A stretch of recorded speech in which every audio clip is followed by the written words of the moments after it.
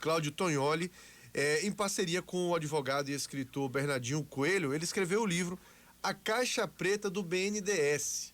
Como o dinheiro público abasteceu Cuba, Venezuela, Angola e até a JBS norte-americana.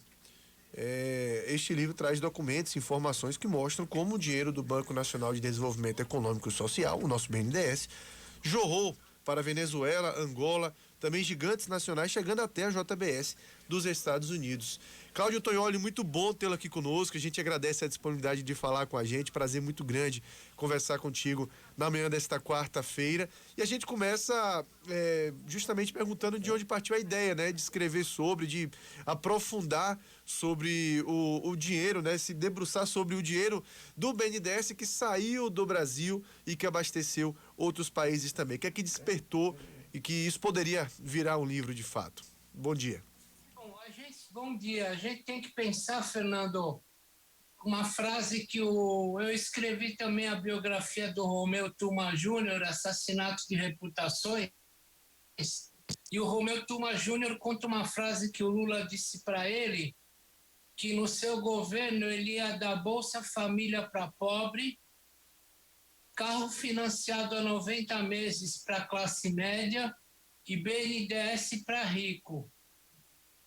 E aí o Lula escolheu uma série de empresas e de empresários para torná-los modelos do exterior de que o capitalismo brasileiro ia muito bem. Então, por exemplo, além da JBS, foi escolhido o Eike Batista. Então, num período, vamos colocar aqui, vamos pegar a data de hoje, eu te diria que num período de 20 anos, contando da data de hoje, o BNDES emprestou 38 bilhões de dólares para 40 países. E alguns países como Venezuela e Moçambique estão dando calote. Então, esse dinheiro foi para financiar o aprofundamento do canal de Mariel em Cuba, para o calado dos navios poder suportar maiores cargas e por aí vai. E para a JBS, o Lula concedeu 10 bilhões para ser pagos em 25 anos. Quer dizer, o Lula, por interesses inconfessáveis, ele e a Dilma emprestaram dinheiro do BNDES à torta e à direita. Você falou de alguns beneficiários aí, inclusive o próprio Eike Batista. O que é que chamou mais a atenção de vocês no momento que foram aprofundar as pesquisas, né, para escrever esse livro também? Em relação aos próprios beneficiários, teve alguma surpresa ou algo que não imaginava que o recurso era tão grande que chegou até outro país, ou até o caso do próprio Eike Batista chegou a surpreender vocês de alguma forma? Surpreendeu o BNDES ter sido como o país que ele mais emprestou dinheiro foi para os Estados Unidos. Isso foi muito chocante. E foi chocante também os 10 bilhões para a JBS, porque é para ser pago em 25 anos. Quer dizer, há juros que não valem nada, quase sem juros. Então, o fato de não ter quase juros e o fato de você ter 25, 30 anos para pagar chamou a nossa atenção. O detalhe é, posso falar mal de Lula e de Dilma? Posso, mas em termos, porque os dois não foram citados no relatório final da CPI da JBS. O Centrão negociou e tirou o nome deles, então o nome deles não está no relatório, a CPI do BNDES acabou em pizza. O que é que vocês conseguiram apurar a respeito do caminho que se percorreu para chegar até a liberação desses recursos, né? Como que se conseguia ter aprovados empréstimos tão volumosos assim? O que é que estava por trás de tudo isso? O que está por trás é que você tem atravessadores. Esses atravessadores trabalhavam de duas formas: ou apresentando alguém no BNDES, ou apresentando alguém para você nos fundos de pensão. Por exemplo, postales, fundos de pensão do Correio, para você tomar dinheiro do BNDES a fundo perdido ou tomar dinheiro dos fundos de pensão a fundo perdido. E esses atravessadores geralmente eram políticos de baixo calão, mas que tinham uma perfeita sintonia com o PT. Então, o que chamou a atenção muito foram os atravessadores. E aí, o dinheiro também que abasteceu, a gente tem na lista aqui Cuba, Venezuela, Angola. A gente tem, por exemplo, a linha 5 do metrô de Caracas, na Venezuela, gasodutos troncais na Argentina, estaleiro para manutenção de embarcações na Venezuela. Todas essas obras também, a gente, claro, teve empreiteiras para fazer essas obras. Quais empreiteiras beneficiadas, recursos se estendendo também para outros países? Como é que isso é abordado no livro? Essa questão das empreiteiras também, que já deu muito o que falar também no passado recente no Brasil. É abordado assim: as empreiteiras conseguiam verbas do BNDES alegando aquilo que diz a cláusula, desde que você empregue mão de obra brasileira. Então, as empresas chegavam no BNDES alegando que estavam contratando mão de obra brasileira para fazer essas obras, o que nem sempre era verdade. Aí que está a pegadinha. Você pegava a grana e não contratava brasileiro para fazer as obras. Inicial era de que esse recurso fosse ficar no Brasil de alguma forma, fosse movimentar a economia brasileira de alguma forma. Exatamente. E aí você ia ver, não necessariamente havia empregados brasileiros nessas obras no exterior. Como eu disse, foram 38 bilhões de dólares no prazo de 20 anos. Pois é, e aí em meio a isso tudo também a gente falou de obras, falamos de países, né, que foram beneficiados, de pessoas, né, como o senhor falou aí do próprio Eike Batista, e a JBS, como se deu essa relação? JBS, BNDES e de que forma que isso é abordado também no livro? É abordado que a JBS consegue, primeiro, o empréstimo para comprar o frigorífico Bertin, aí ela se torna um gigante. Em seguida, os irmãos Batista se aproximam do BNDES e conseguem 10, poucos bilhões para ser pago com juros mínimos em 25 anos, o que fez com que a JBS se projetasse como a maior produtora de carne do mundo. O detalhe é que agora a JBS está anunciando, ou vai anunciar, que vai mudar para os Estados Unidos. Eles já dominam boa parte do mercado americano. A empresa lá se chama Pilgrim's Pride, o orgulho do peregrino. E agora eles estão tomando conta do mercado australiano.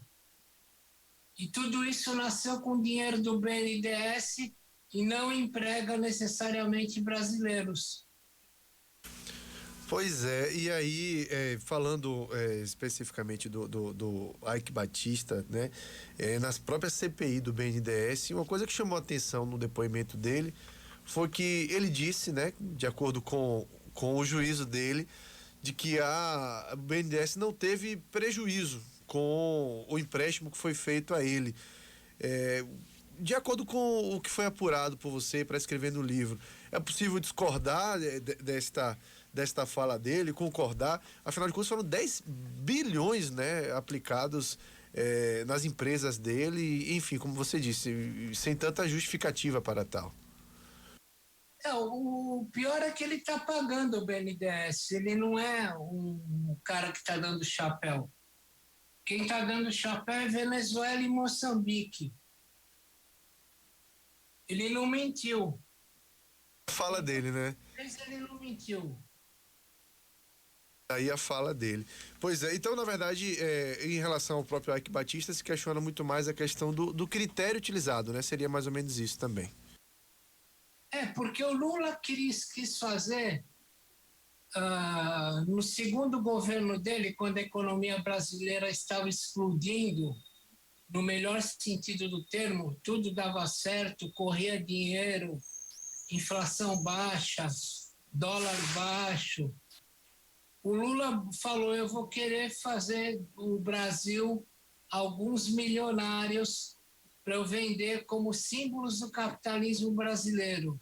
Então ele começa a investir em Ike Batista como garoto propaganda do capitalismo brasileiro e a JBS como uma garota propaganda do que é o capitalismo brasileiro.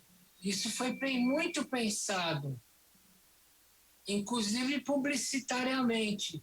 O capitalismo brasileiro produziu os seus produtos, está aqui. Então, isso aí foi uma estratégia do governo para poder mexer com propaganda e mexer com ícones para atiçar o imaginário do público estrangeiro e falar, pô, é um bom negócio trabalhar no Brasil. Eu tive uma coisa que eu nunca imaginei.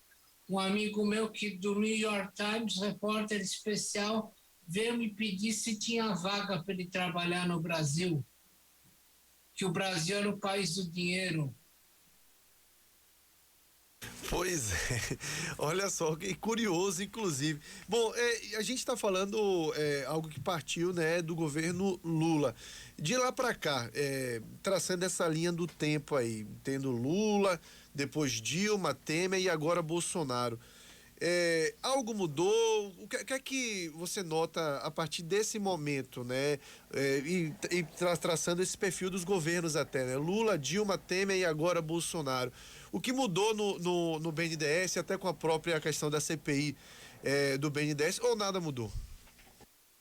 Não, começa a estancar no governo Temer. A CPI serviu para estancar. Então a carteira de clientes diminuiu, parou-se de emprestar dinheiro para governos corruptos como Moçambique e Angola, para governos ditatoriais, e o BNDES entrou na linha, sim. Podemos dizer que o BNDES está na linha hoje. Você falou de estancar, né, a sangria que estava acontecendo, mas o tamanho do prejuízo, se consegue calcular, se tem uma ideia, porque falou aí de alguns países que deram de fato calote, né, nesses empréstimos. Olha, eu posso dizer que há um prejuízo em 20 anos equivalente a 20 bilhões. Reais. 20 bi. É um dinheiro que. E aí, dinheiro que dificilmente volte, né? De calote mesmo. Dificilmente volta. É calote de mão gorda. A gente está falando de uma quantia realmente muito grande. Bom, Cláudio Tonelli, muito bom falar contigo, muito bom falar sobre o livro. Eu queria encerrar, eu gosto sempre de encerrar entrevistas nas quais a gente fala de livro, sabendo como encontrar o livro, né? Por mais que a gente tenha meios online, muitas vezes um livro está em algum meio, em alguma loja online, outro está em outra. Lojas físicas também é possível encontrar. Onde encontrar o seu livro, onde encontrar o livro que trata desse assunto, tá aí, inclusive mostrando na tela que acompanha a gente no YouTube, A Caixa Preta do BNDES, livro com a capa preta, né, bem sugestiva. Onde encontrá-lo? Editora Matrix Editora. Matrix. Aí pela internet consegue encontrar facilmente. .com.br, compra pela página. Filha, Cláudio Tonholi, muito bom tê-la aqui conosco. Eu quero agradecer a sua disponibilidade de falar com a gente. é importante a gente falar sobre esses assuntos, né?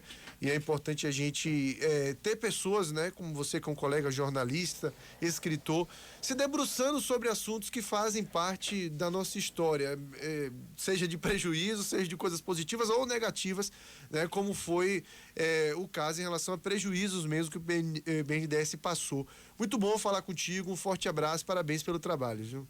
Obrigado, Fernando, é um bom programa. Maravilha, começamos então com o jornalista e escritor Cláudio Tognoli, né? Ele, em parceria com o advogado e escritor Bernardino Coelho, escreveu o livro A Caixa Preta do BNDES, como o dinheiro público abasteceu Cuba, Venezuela, Angola e a JBS nos Estados Unidos.